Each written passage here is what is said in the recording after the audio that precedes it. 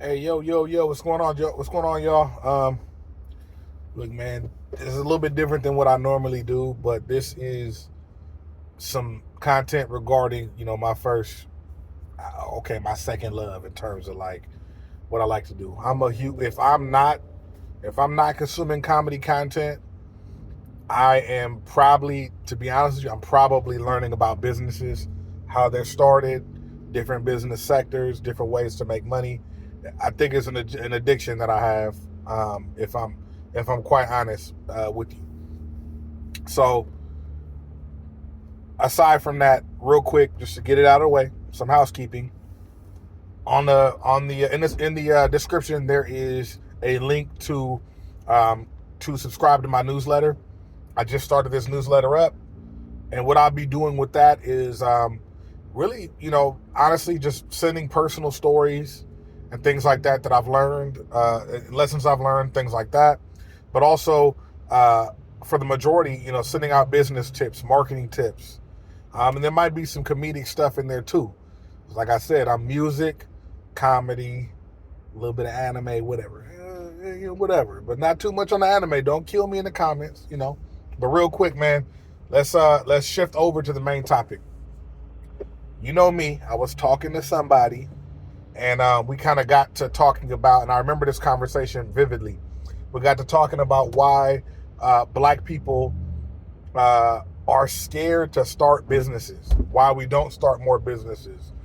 And one of the things I made sure to say is that from I would say 2022 and up, I've been seeing an uptick in businesses started in the black community.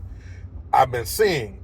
Now, I don't know the numbers, but I'm going to say this. I'm going to say I've been seeing an uptick. Black women, black men, for sure, starting businesses. Here's one of the first things that a business owner told me as to why they were reluctant to start a business. They were scared that they weren't going to be supported by people that look like them. And let's talk about that for a quick second, right? Black people supporting black-owned businesses. I live in California, particularly Northern California. This is not Atlanta. This is not Chocolate City up here where I live. This is not a chocolate state. So I've had, business owners that I supported. There was a sister that had a Nigerian food restaurant, right? And all the businesses around her, foot traffic. Her location, very clean. It looked just like the rest of the buildings around her. Everything was smooth. Everybody else got foot traffic because they were either selling, maybe Mexican food, maybe Indian food, some sort of European food, or some sort of American food that they might call something else, right? And they're getting foot traffic like crazy. So I hop online to see if they're marketing or anything like that. And generally they are not. If it's an ethnic business, they're not marketing. They're relying on foot traffic. That's the most organic way to kind of get to do business. You build it and they will come kind of mentality, right? And that worked a long time ago. And honestly, it still works for certain businesses. But those ethnic businesses are supported by people that are part of the same ethnic group, right? So for what I do, I go around and I work on vehicles. I often ask people, we talk about food, right? You don't get to be this big and not talk about food. So boom, we talk about food. What ends up coming up is I end up saying, they recommend something, right, for me to eat. And it's always something that comes from their culture, right? So it's always like if I'm talking to somebody, who's Asian, they're telling me about an Asian food restaurant to go eat at, right? I've probably eaten at it before. It's nothing new. It's the same type of stuff because I eat all kind of stuff. So then I tell them, I tell them about, a couple of soul food restaurants, and I tell them about a couple of African food restaurants. It don't matter what part of Africa, just an African food restaurant.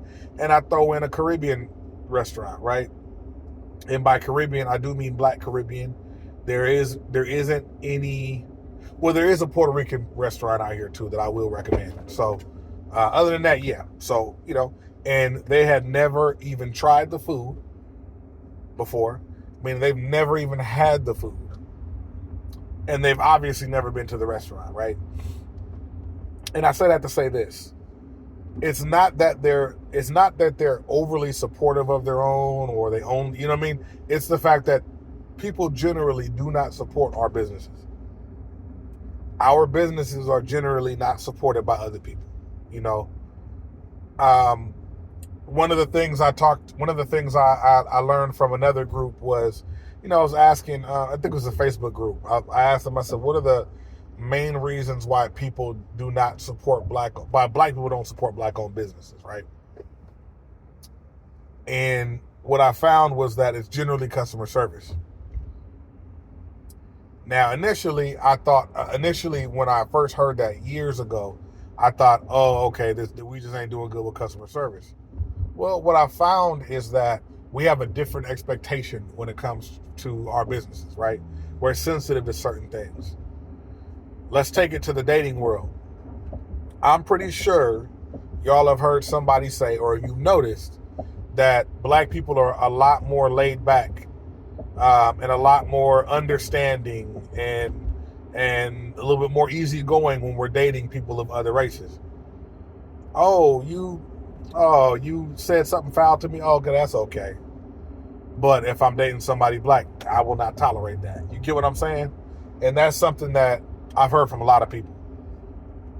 Again, you might not have been something you experienced, but it's been something I've heard of plenty of times, right? And I bring that up not to talk about the dating world, but to just be like, hey, yo, this is what we're doing. This is what we're doing when it comes to our business too. Now, I have been noticing, again, an uptick in support of Black-owned businesses, especially with what's going on where we're not going to Target. We're not doing Amazon. We're not doing a lot of these companies. I want you guys to consider, if you're not going to buy from Amazon, at least consider going on Amazon, going to Google and typing Black-owned businesses on Amazon. Type those in. The reason why I recommend you do that is you might be able to find businesses that have their own storefront on their website. Purchase from them. Go in there and do your thing. And if they're not Black-owned businesses, this video is about Black-owned businesses, right? And us in general. But if you're not going to buy Black-owned businesses, buy from businesses that you feel support what you believe in. Buy from businesses that treat you equally and treat you well. Everybody else does that. I promise you, everybody else does that. I don't care what color you are. If you do not feel cared for inside of that place, you won't go back and do business. So I'm gonna put that out there. When it comes to supporting Black-owned businesses, let's try to understand that one of the reasons why we don't start businesses is we don't feel like we will get support. So we have to get support. One of the reasons why I came up with the newsletter, which, by the way, if you subscribe to it, it is free. I don't charge to subscribe. It does have an option that you can pay me monthly, almost like Patreon, right? But that doesn't change what you're going to receive in the newsletter, doesn't take away from the quality of stuff you're going to get. But I will send you out at least once a week. I will send out business tips or small stories, personal small story stuff that you won't get on here.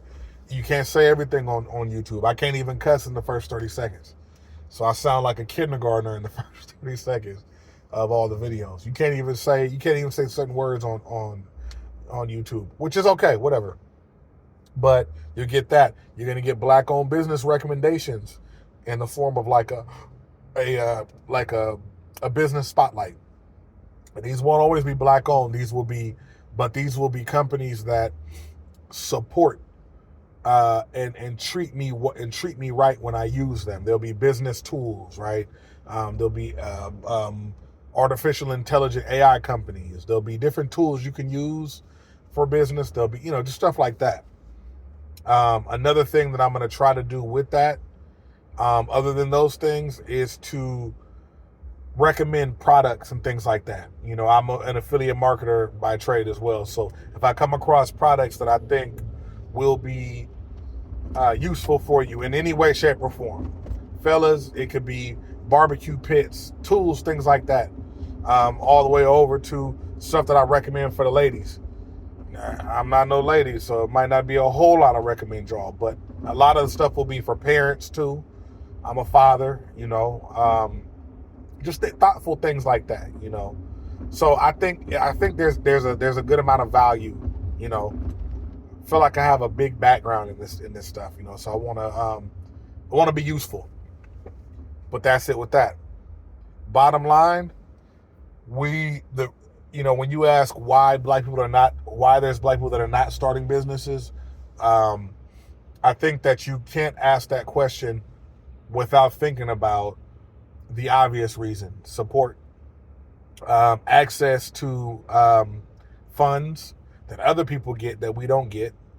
And when we do get them, we put them behind a paywall, and we don't let you get it unless you pay us, right? The lack of nepotism, right? When it comes to like why are we not passing down businesses? Why are we not hiring our family, right? And I understand all family ain't good family. So, but on a grand scale, that's not the excuse for everybody. So remember that. The access to education to learn about these businesses, things like that. Which again, is part of the reason why I'm launching a newsletter. I think the importance when it comes to really answering that question is that you listen to the answer, and you're not looking for whether or not you're going to be judgmental of the answer that they give you. As a black business owner, I feel for black business owners. I see what they go through. The majority of the black business owners that I know are black women, and I feel as a man like obligated to support them, to say something positive. You know what I'm saying? Even if there's nothing to purchase, say something that's positive. It doesn't even matter. Comment, share a picture of the product. I have a friend that I've mentioned in other videos. He drew and he illustrated an entire coloring book full of beautiful pictures of black women, all different types, by the way. We're talking about black women with long straight hair. We're talking about black women with afros, black women with whatever the different types of hair, facial structures, nose, lips, all of that stuff. You know what I'm saying? We're talking about from Mariah Carey to Wesley Snipes chocolate. Get what I'm saying? I just said Wesley Snipes and chocolate in the same sentence. I'm not pausing. I'm a grown man. I ain't pausing. You know what I'm saying? But you get the point. You get the point. But yeah, man, that was these are some of the excuses I was given, reasons I was given, right? And it saddened me because that is the same type of reasons why, after doing research, that people didn't start businesses back in the 80s, which means it's probably very similar to why we didn't create businesses in the 70s and so on. We need support from our own people. We need access to business funding. We need access to the education that teaches us about how to create and maintain businesses. And that support gives us just the ability to want to do it. You get what I'm saying? Just the ability to want to do it. Like, that's a lot of it, you guys, man. That's a lot of it. But yeah, man, subscribe to the newsletter, and then subscribe to any newsletters or any mailing lists for black-owned businesses that you support. Subscribe to all that. Buy products from black-owned businesses. If you don't have the funds, we don't all have the money like that. If you don't have that, share images share a link, recommend it to other people. You know what I'm saying? Do that. And that's a baseline, y'all. That's just starting. Anyway, man, I just wanted to say that to y'all, man, and let you know what's up. I'm ready to clock off of work. Or actually, I'm getting ready to get out of the work car. I'm already clocked off. So I just want to put that out there, y'all. Let me know your feelings, in the comments. There will be a link, like I said, to the newsletter, and I'm cracking on that. I'm getting going on that. We're gonna take that up because I want to be able to take you guys with me if something were to happen to my YouTube or anything like that. So we're gonna get it out the mud, man. I'm gonna holler at you.